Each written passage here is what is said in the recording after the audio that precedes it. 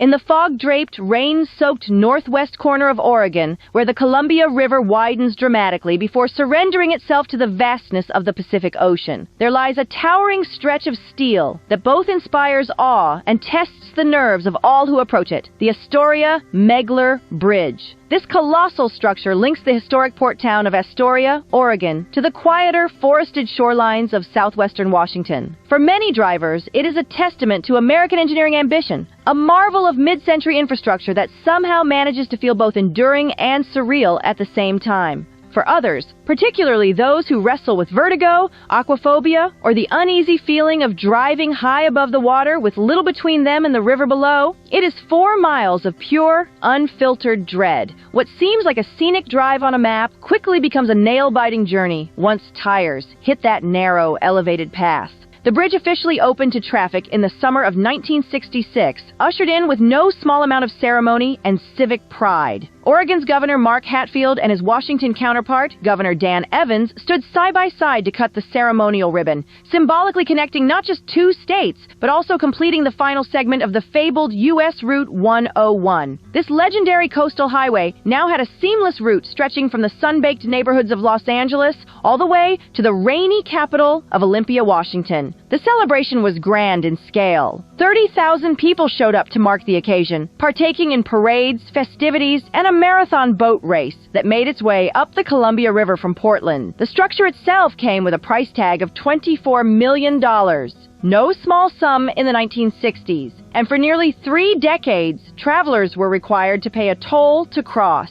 That toll was finally lifted in 1993, once the construction debt was paid off, a decision that was met with cheers from locals who had long regarded the fee as an unwanted tax on necessity. In engineering terms, the Astoria Megler Bridge is an undisputed heavyweight. It holds the distinction of being the longest continuous truss bridge in all of North America, spanning an impressive 21,474 feet, over 4 miles in total. It was designed with durability in mind, capable of withstanding brutal wind gusts of up to 150 miles per hour and resisting the powerful tidal currents that flow beneath it. But impressive stats and design specifications are one thing. Actually, driving across it is something else entirely. Approaching the bridge from the Oregon side is not the gentle ascent you might expect from a typical river crossing. Instead, drivers encounter a long, curling ramp that spirals upward like a steel helix, coiling around itself in a complete 360-degree loop.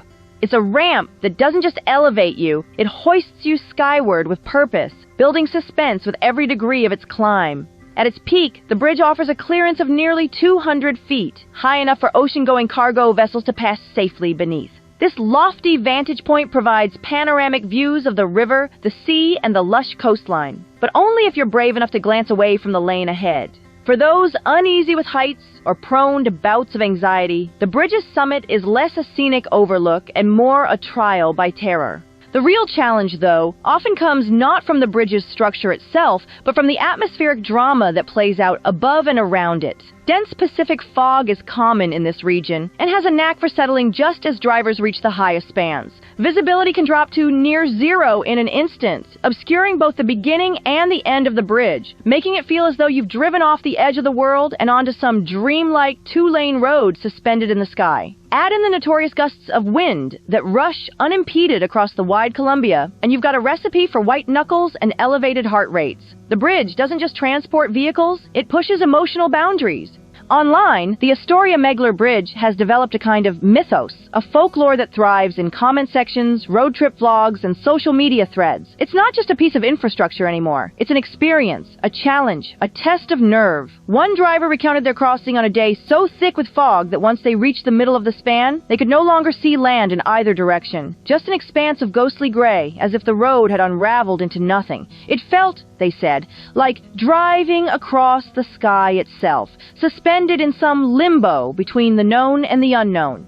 Another person remembered being caught at the highest point during a construction delay, the car idling while the bridge gently rocked in the wind. The wait was long enough to contemplate every inch of drop beneath the tires. A third memory involved a surreal moment when a mass migration of butterflies fluttered past, thousands of them riding the currents just above the roadway like a living river of wings. As bizarre as it sounds, it was just another day on the bridge. Meanwhile, passengers who didn't volunteer to be there often have their own rituals. Eyes closed, music up up loud, white-knuckling the door handle, while whispering to themselves that it'll be over soon. In a strange twist of irony, the very anxiety it stirs has turned the bridge into a beloved landmark. It's become something of a regional dare, a scenic rite of passage for coastal wanderers. Perhaps because of its intimidating profile, or in spite of it, it now stands as a kind of Northwest icon.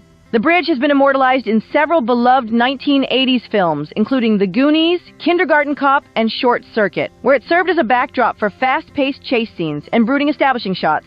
Its cinematic frame, long and arching over the glimmering Columbia, fits the mood perfectly, equal parts epic and uneasy. Once a year, the structure sheds its usual restrictions and welcomes thousands of runners and walkers during the Great Columbia Crossing. It's the one day pedestrians can legally make their way across the 4-mile stretch, typically in October, and locals look forward to the event with a mix of pride and apprehension. Outside of that day, however, the bridge belongs strictly to motor vehicles and cyclists. There's no sidewalk, no real buffer from speeding traffic, and barely enough shoulder space for a cautious biker to pull over. Any thought of strolling across on a whim is met with an emphatic no. But the bridge doesn't just attract nervous tourists, Instagrammers, and local marathoners. It's also become a massive, unintentional bird sanctuary. In recent years, thousands of double-crested cormorants have claimed the structure as their nesting grounds, preferring the bridge's tall steel trusses to more traditional settings. These large vocal seabirds began moving from nearby East Sand Island and set up shop along the upper beams of the bridge, where they quickly made themselves at home. The result has been a nightmare for maintenance crews and inspectors. Their nests obscure vital lighting used for ship navigation. Their guano, acidic and dense, coats the surfaces and masks visual signs of wear or damage. Crews have to work harder and longer just to get clear views of key structural elements, often relying on drones or pressure washing before inspections can even begin. In 2020, the population of cormorants nesting on the bridge had swelled to over 5,000 breeding pairs, prompting an official response. The U.S. Army Corps of Engineers attempted to gently displace the birds, using noise deterrence and habitat restoration efforts to lure them back to the island they originally came from. So far, it's been a work in progress. To be fair, plenty of folks will tell you the Astoria Megler Bridge isn't scary at all, just a bit misunderstood. From their perspective, it's a solid, well-engineered structure, built with care and regularly maintained by the Oregon Department of Transportation. It stood strong since 1966, after all, and it's designed to handle fierce Columbia River winds and the passage of time. They'll point out the views, those sweeping, open vistas of the Columbia River meeting the Pacific Ocean. On a clear day, the bridge offers a panorama so beautiful it looks like it was designed for a travel magazine cover. If you're not the nervous type, and the weather plays nice, you might find the drive across the bridge peaceful, even majestic. But not everyone shares that feeling. Others argue it's not a tranquil crossing, but a full-blown cinematic thrill ride, something more aligned with the setting of a suspense film than a highway route. For those who find the experience unsettling, it's not just one thing. It's the combination of its immense height, the steep climb on the Oregon side, the narrowness of the lanes, and the unnerving sense that you're driving above open water for miles.